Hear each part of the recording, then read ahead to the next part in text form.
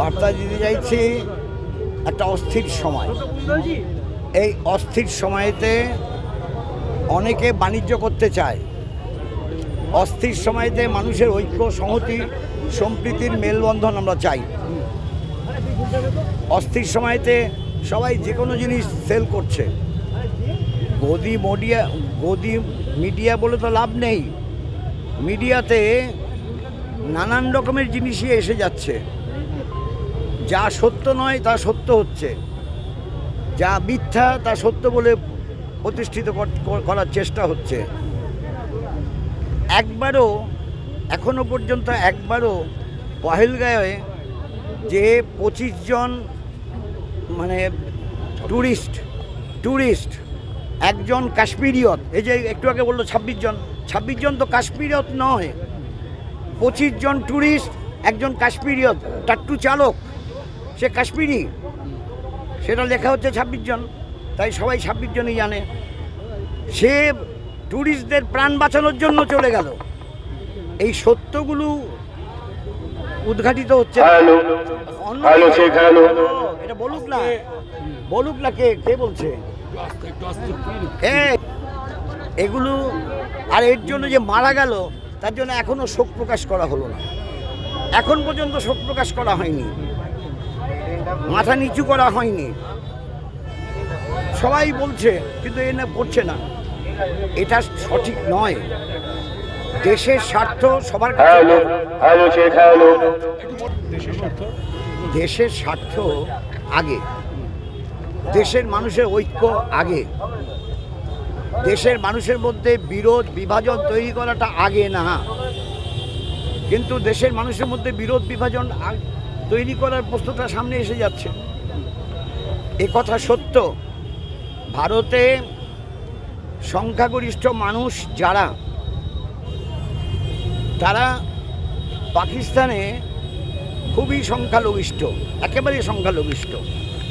ফলে ধর্মের বেশে যদি চলার চেষ্টা হয় তাহলে সর্বনাশ হবে। এটা বহুদিন আগে কবিগুরু রবীন্দ্রনাথ ঠাকুর তিনি বলেছিলেন, সর্বনাশ হবে। আর খুঁজতে যাওয়া দরকার নেই কার ধর্ম কি, কার বর্ণ কি, কার জাত কি।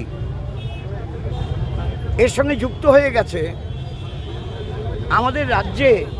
আমরা দেখতে পাচ্ছি তো অনেক সময় প্রশ্নটা চলে আসে, বাইরের রাজ্যের থেকে মানুষ আসলে পড়েতে বহিরাগত। এই বারবার কানে শুনতে শুনতে কান পচে গেছে, বহিরাগত। ভারতের মানুষ সেটা কন্যাকুমারীতে থাকুক, ভারতের মানুষ কাশ্মীরে থাকুক, তারা তো ভারতীয়। তাহলে বহিরাগত কী করে হলো?